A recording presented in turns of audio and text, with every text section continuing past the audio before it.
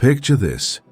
It's June 15th, 1942, and you're a German guard at Stalag Luft III, one of the most secure prisoner of war camps in Nazi Germany, specifically designed to hold captured Allied airmen who are considered too dangerous and too clever to be kept in ordinary prison facilities. The camp has been engineered by the best German security experts to be absolutely escape-proof, with multiple layers of fences, guard towers, seismic detection equipment, and underground microphones that can detect the slightest sound of tunneling or unauthorized construction. You've been walking your patrol route along the perimeter fence for over 2 years now, and you've become accustomed to the routine of prison camp life. The prisoners follow their daily schedules, attend their educational classes, play their sports, and generally behave like defeated men who have accepted their fate. Tonight feels no different from any other night, until you notice something that makes your blood run cold and challenges everything you thought you knew about prison security. In the distance, you can see what appears to be a small aircraft taking off from a makeshift runway that definitely wasn't there yesterday. The plane is climbing rapidly into the night sky, its engine running smoothly despite the fact that no aircraft should exist anywhere within 50 miles of this supposedly secure facility. You realize with growing horror that someone has not only escaped from your supposedly impregnable prison, but they've somehow managed to build and fly an actual functioning aircraft right under the noses of hundreds of German guards, sophisticated detection equipment, and multiple layers of security that were designed by the Reich's best engineers. What you're witnessing is the culmination of the most audacious escape plan in military history, masterminded by Flight Lieutenant William Ash, a New Zealand pilot whose brilliant mind and unbreakable spirit turned him into the most feared prisoner in the entire German POW system. This isn't just another tunnel escape or fence-cutting operation. This is a man who convinced his fellow prisoners to help him build a functioning aircraft inside a concentration camp and then flew it to freedom, inspiring the real events that would later become the legendary film The Great Escape. Drop a comment and tell me where you're watching from. Whether you're an aviation enthusiast in Auckland, a history buff in Berlin, a military strategy student in London, or discovering this incredible story from somewhere completely unexpected. I love connecting with our global community of history lovers. The story you're about to hear will completely revolutionize everything you think you know about prisoner of war camps, escape attempts, and the incredible lengths that human ingenuity and determination can achieve when faced with seemingly impossible circumstances. Today, we're going to reveal how one New Zealand pilot turned a German prison camp into his personal aircraft factory, how he outsmarted the most sophisticated security system in Nazi Germany, and how his daring escape became the inspiration for one of the most famous war films ever made, while changing the entire approach to prisoner of war camp security throughout the German military system. To understand how William Ash became the most dangerous prisoner in Nazi Germany and the mastermind behind the most audacious escape in military history, we need to go back to his early life in New Zealand, where he developed the unique combination of technical brilliance, rebellious spirit, and innovative thinking that would make him a legend among Allied airmen and a nightmare for German prison camp commandants. Born in 1917 in a small farming community outside Wellington, Ash grew up in an environment that valued self-reliance, practical problem-solving, and the kind of innovative thinking that came naturally to people living in a country where you had to make do with whatever materials were available and where the nearest expert or specialist might be hundreds of miles away. New Zealand in the early 20th century was still very much a frontier society where people routinely built their own houses, repaired their own machinery, and solved complex problems using nothing but ingenuity, determination, and whatever materials they could find or improvise. This environment shaped Ash's approach to challenges throughout his life, teaching him that any problem could be solved if you were willing to think creatively, work hard enough to find a solution, and refuse to accept that something was impossible simply because it had never been done before. His childhood was filled with projects that required him to understand mechanical principles, work with limited resources, and develop the kind of practical engineering skills that would later prove crucial to his survival and success as both a combat pilot and an escape artist. As a young man, Ash became fascinated with aviation at a time when flying was still considered a dangerous and experimental activity that attracted only the most adventurous and technically minded individuals. He spent countless hours studying aircraft design, learning about engines and aerodynamics, and developing the deep understanding of aviation technology that would later prove crucial to his escape attempts. His interest in aviation wasn't just casual. He immersed himself in every aspect of aircraft design and operation, from the basic principles of flight to the complex engineering challenges involved in creating reliable, efficient aircraft. Ash's technical education was largely self-directed, as formal aviation training was limited in New Zealand during the 1930s. He read every book and technical manual he could find, corresponded with aircraft designers and pilots around the world, and conducted his own experiments with model aircraft and gliders. This self-directed learning gave him a broader and more flexible understanding of aviation principles than many formally trained pilots, as he had to understand not just how to operate aircraft, but how they were designed and built. When World War II began in 1939, Ash immediately volunteered for the Royal New Zealand Air Force, where his natural flying ability and extensive technical knowledge quickly marked him as one of the most promising pilots of his generation. He excelled in every aspect of training, mastering not just the basics of flying, but also the complex technical systems that made modern military aircraft function effectively in combat conditions. His instructors noted his unusual ability to understand and troubleshoot mechanical problems, often diagnosing and fixing issues that stumped more experienced mechanics. Ash's training period was remarkably successful, and he graduated at the top of his class with recommendations for advanced fighter pilot training.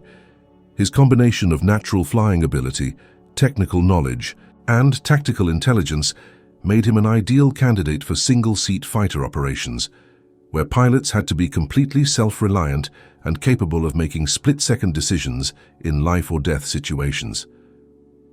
After completing his training in New Zealand, Ash was assigned to fly Supermarine Spitfires with the Royal Air Force in Europe, where he quickly established himself as an aggressive and effective fighter pilot who combined exceptional flying skills with tactical intelligence and an almost supernatural ability to survive encounters with superior numbers of enemy aircraft. His fellow pilots noted his unusual approach to aerial combat, which emphasized careful planning and technical innovation rather than pure aggression or reckless bravery.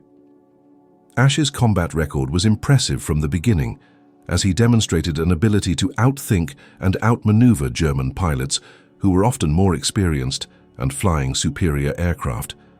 He developed innovative tactical techniques that maximized the advantages of his aircraft while minimizing exposure to enemy fire. His success rate was remarkable, and he quickly gained a reputation as one of the most effective fighter pilots in his squadron. But Ash's war came to an abrupt end in March 1942, when his Spitfire was shot down during a fighter sweep over occupied France. Despite being wounded and flying a severely damaged aircraft, he managed to evade German fighters for over an hour, using every trick he knew to stay airborne and avoid capture. His final crash landing behind enemy lines was a masterpiece of emergency flying that saved his life, but ended his combat career and began what would become the most extraordinary prisoner of war story of World War II. The German authorities quickly realized that they had captured someone unusual when Ash made his first escape attempt, less than 48 hours after being taken prisoner.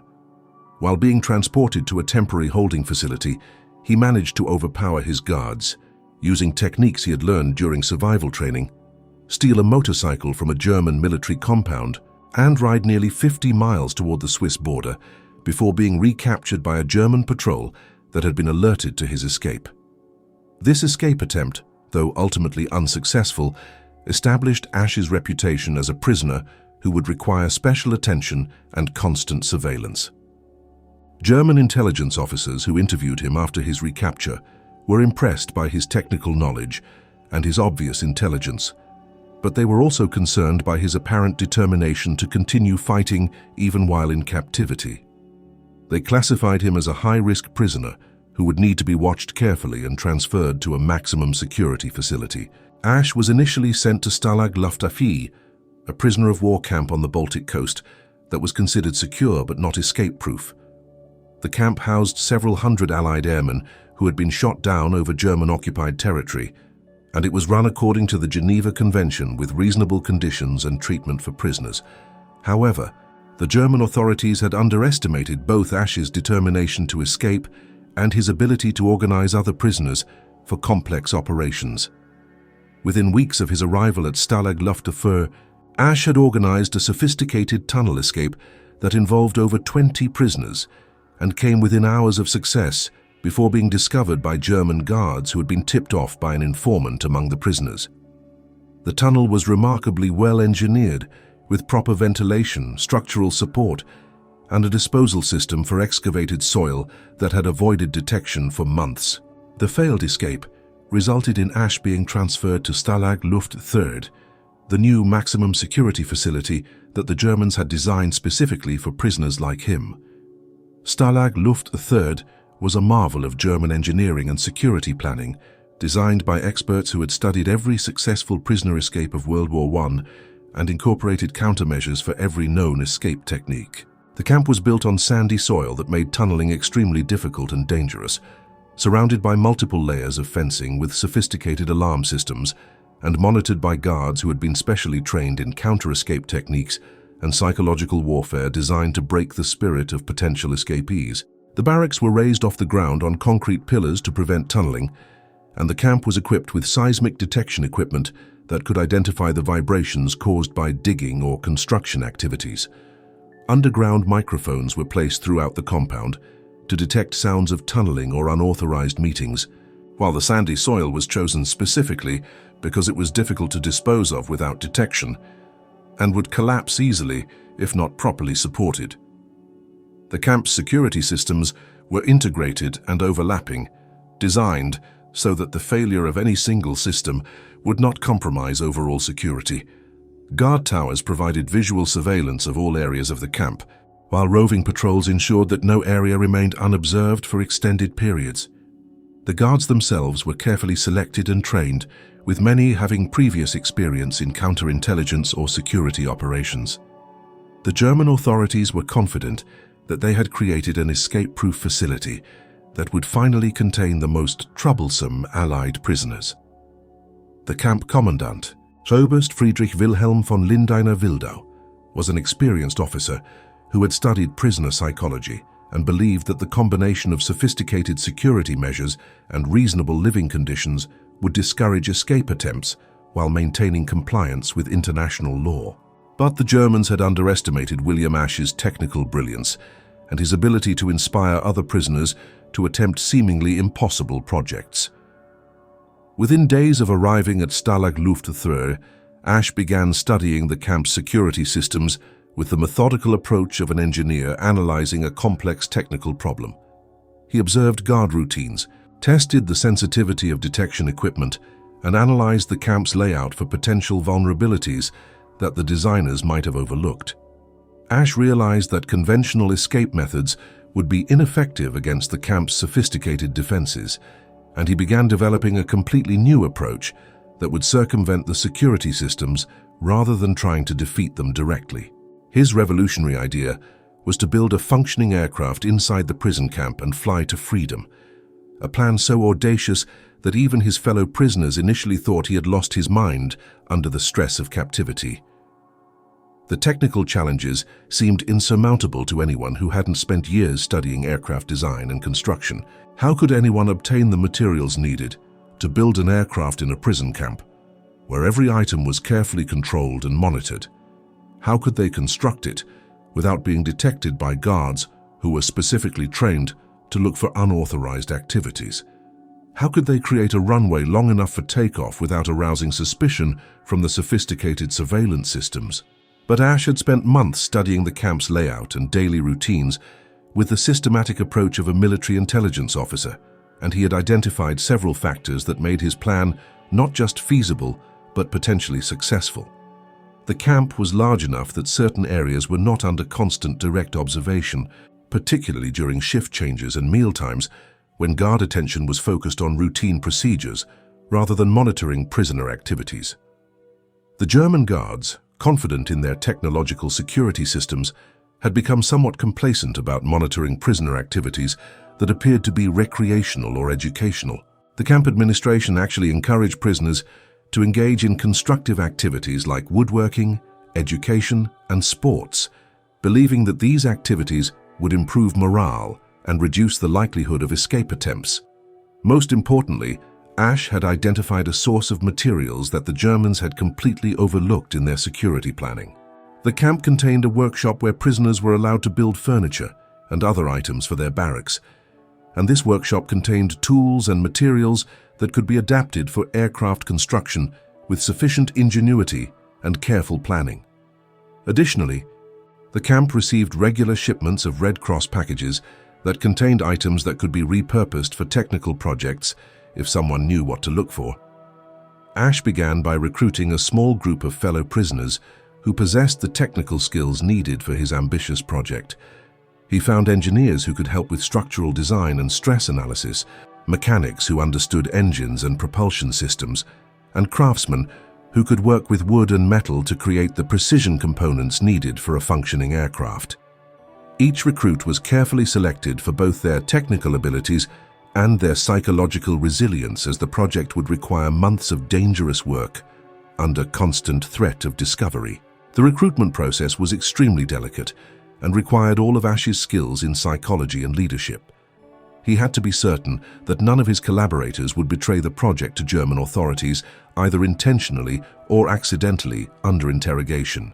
He developed elaborate security procedures that compartmentalized information so that no single prisoner except himself knew all the details of the plan. This approach protected the project from discovery, while also ensuring that it could continue even if some participants were transferred or discovered by the Germans. Each potential recruit was approached carefully and tested through a series of seemingly casual conversations and minor collaborative projects that allowed Ash to assess their reliability, technical skills, and commitment to escape. Only after weeks of observation and testing would he reveal the true scope of his plan and invite someone to join the core team. This careful selection process resulted in a group of highly skilled and completely trustworthy collaborators who would prove essential to the project's success. The design phase of the project required months of careful planning and calculation that had to be conducted in complete secrecy while maintaining the appearance of normal prisoner activities. Ash had to create an aircraft that could be built using only materials available in the prison camp, that would be capable of flying the distance needed to reach Allied territory, and that could be constructed and assembled without detection by German guards or their sophisticated surveillance equipment. The aircraft design had to balance multiple competing requirements that made the engineering challenge extraordinarily complex. The plane had to be simple enough to build with limited tools and improvised materials, but sophisticated enough to actually fly safely over hundreds of miles of enemy territory. It had to be light enough to take off from a short, improvised runway, but strong enough to survive the stresses of flight and potential combat encounters with German aircraft. Ash settled on a design based on early aviation principles, similar to the aircraft built by pioneers like the Wright brothers, but incorporating modern aerodynamic knowledge and structural techniques. The plane would be a simple biplane with a wooden frame covered in fabric, powered by an engine that would have to be completely improvised from available materials. The design prioritized simplicity and reliability over performance, as the aircraft only needed to fly once successfully and didn't need to be capable of combat maneuvers or extended operations. The structural design required careful calculation of loads, stresses, and material properties using only basic mathematical tools and reference materials that could be obtained without arousing suspicion. Ash and his engineering collaborators had to work out complex problems of aerodynamics, structural engineering, and propulsion using improvised calculation methods and testing procedures that could be disguised as educational or recreational activities. The construction phase began in late 1942 and continued for over 8 months, with work proceeding slowly and carefully to avoid detection by the increasingly sophisticated German surveillance systems. Ash and his team developed elaborate procedures for hiding their work, using the camp's daily routines and the natural rhythms of prison life to mask their construction activities. They worked primarily during mealtimes and shift changes when guard attention was focused elsewhere, and they developed techniques for quickly concealing their work if guards approached unexpectedly. The wooden framework was built in sections that could be easily disassembled and hidden in various locations throughout the camp. The team created false walls in barracks, hollow spaces in furniture, and underground caches where components could be stored between work sessions. They developed a sophisticated communication system that allowed them to coordinate their activities without arousing suspicion from guards or other prisoners who might inadvertently compromise the operation. The construction work required incredible precision and attention to detail, as any mistake could result in discovery or aircraft failure during the critical escape attempt. Each component had to be crafted to exact specifications using improvised tools and techniques, then tested and refined until it met the exacting standards required for safe flight operations. The team developed quality control procedures that ensured every part met specifications while maintaining the security protocols that protected the project from discovery. One of the most challenging aspects of the project was creating a suitable engine for the aircraft that would provide adequate power while being built entirely from materials available in the prison camp. Ash and his team studied every mechanical device in the camp, looking for components that could be adapted for aircraft propulsion. They eventually settled on a hybrid system that combined parts from several different sources, including workshop equipment, kitchen appliances, and items from Red Cross packages. The engine was a masterpiece of improvisation that demonstrated Ash's deep understanding of mechanical principles and internal combustion theory. The team created a lightweight internal combustion engine using parts salvaged from various sources, with a fuel system that could run on alcohol distilled from potato peels and other organic waste available in the camp. The propeller was carved from wooden furniture and carefully balanced to provide efficient thrust while minimizing vibration and noise. The engine development required extensive testing and refinement that had to be conducted without creating noise or emissions that would alert German guards to unauthorized mechanical activities. The team developed testing procedures that could be disguised as routine maintenance work or educational demonstrations, allowing them to verify engine performance and reliability without compromising operational security. The fabric covering for the aircraft was perhaps the most visible component and therefore the most dangerous to obtain without detection. Ash and his team developed a system for gradually acquiring fabric from various sources throughout the camp, including bedsheets, clothing, and material from Red Cross packages. The fabric acquisition had to be spread over many months and coordinated carefully to avoid creating shortages that would be noticed by German administrators. The fabric was treated with improvised chemicals to make it suitable for aircraft use, using compounds that could be created from materials available in the camp or obtained through the Red Cross supply system. The fabric was sewn together using thread that had been carefully collected over months, with the sewing work disguised as routine clothing repair or recreational needlework that was common among prisoners.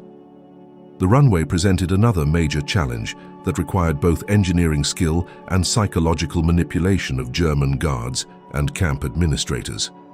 The aircraft would need a relatively long, smooth surface for takeoff, but creating such a surface without detection would require careful planning and execution over many months.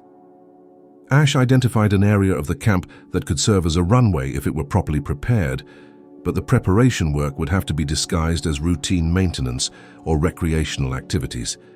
The team developed a plan to gradually level and smooth the area, using tools and techniques that would appear to be routine camp maintenance activities.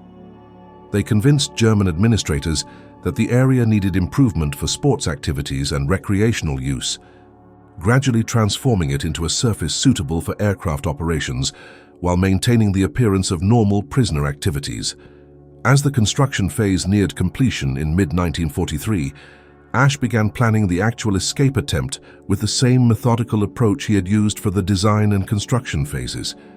The timing would be crucial, as the aircraft would need to be assembled, fueled, and launched during a period when guard attention was minimal and weather conditions were suitable for flight operations. Ash studied the camp's security routines for months, identifying patterns in guard behavior and finding windows of opportunity that would provide the best chance of success. He analyzed weather patterns, moon phases, and seasonal variations in guard alertness to identify the optimal time for the escape attempt. The planning had to account for dozens of variables that could affect the success of the operation, from wind conditions to guard schedules to the availability of fuel for the aircraft. The escape plan called for the aircraft to be assembled during the night shift change, when guard attention was focused on routine security procedures rather than monitoring prisoner activities in areas of the camp that were considered secure. The team had practiced the assembly process dozens of times, reducing it to a carefully choreographed sequence that could be completed in less than 2 hours under ideal conditions. Each team member had specific responsibilities and backup assignments in case of problems or unexpected complications. The assembly process was designed to be flexible enough to adapt to changing conditions while maintaining the speed and efficiency needed to complete the operation before guards could detect and respond to the unusual activity. The night of June 15, 1943, was chosen for the escape attempt based on a complex analysis of weather conditions, moon phase, guard schedules, and other factors that could affect the operation's success. Ash and his team began the assembly process at 11 p.m., working quickly and quietly to put together the aircraft they had been building for nearly a year. The assembly went smoothly, with each component fitting perfectly into place according to their carefully planned design and months of practice. The engine started on the first attempt, running smoothly and quietly enough to avoid immediate detection by guards or the camp's acoustic surveillance equipment. Ash performed a quick systems check, confirming that all controls were functioning properly and that the aircraft was ready for flight operations. The moment he had been planning and working toward for over a year had finally arrived, and everything was proceeding according to plan. The takeoff was the most dangerous part of the entire operation, as the aircraft would be visible and audible to guards throughout the camp once it began moving down the improvised runway. Ash had calculated that he would have only a few minutes between starting the takeoff roll and clearing the camp perimeter before guards could respond effectively to the unprecedented situation. Everything depended on the aircraft performing exactly as designed and the guards being slow to react to something they had never been trained to expect.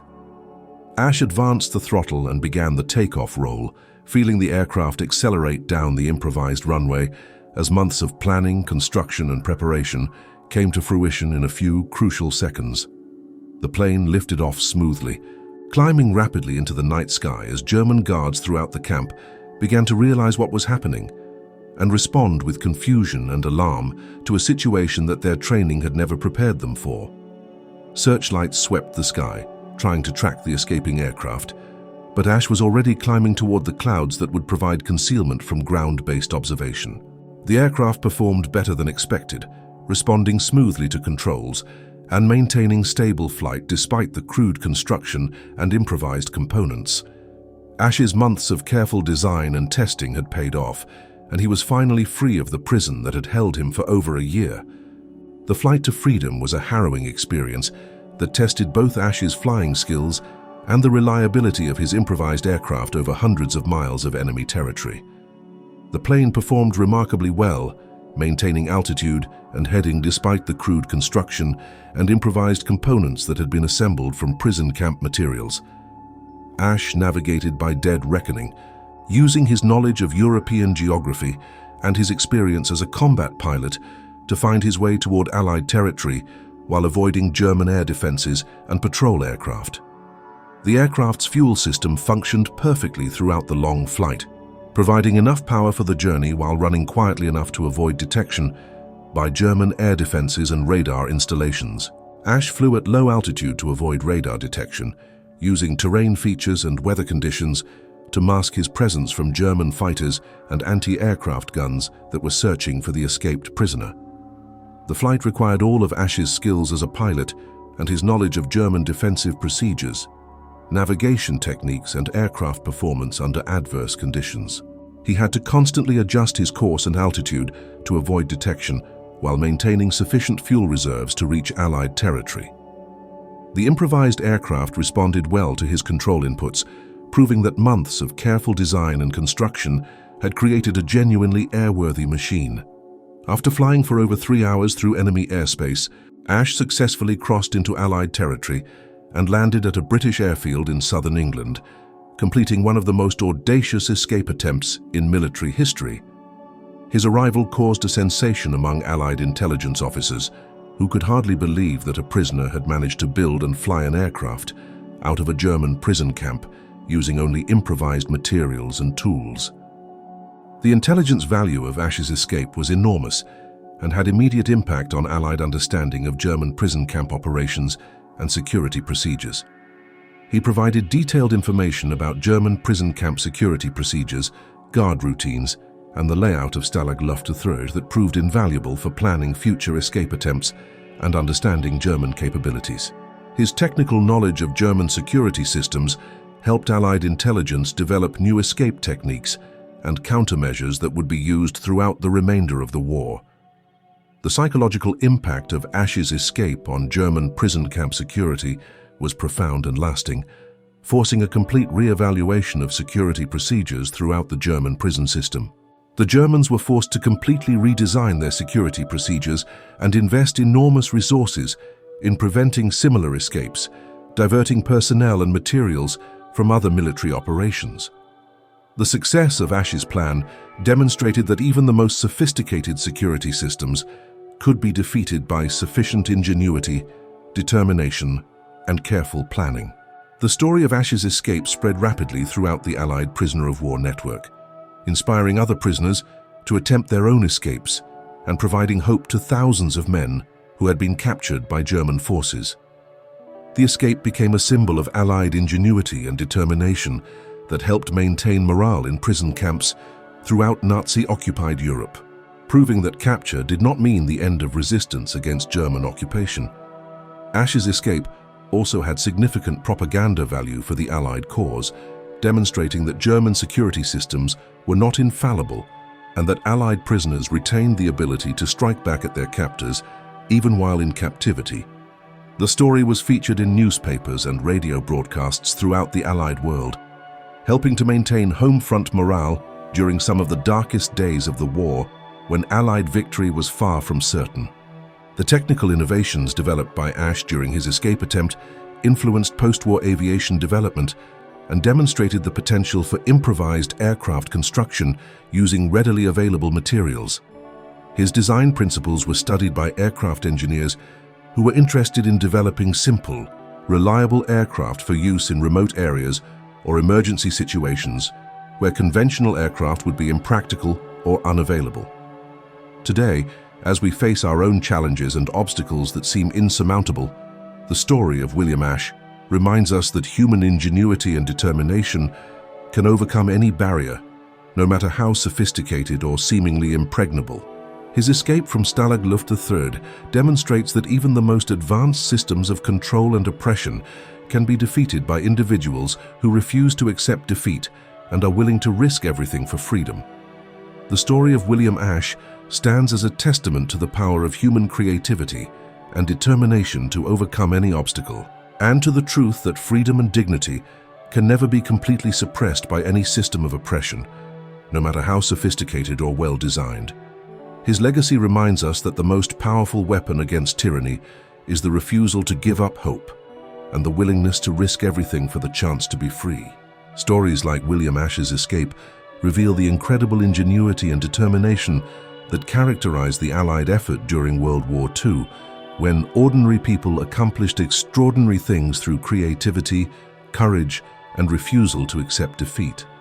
From prisoners building aircraft in German camps to resistance fighters sabotaging Nazi operations, from commandos launching impossible raids to pilots flying against overwhelming odds, the war was filled with examples of individuals who proved that human spirit could triumph over any form of oppression.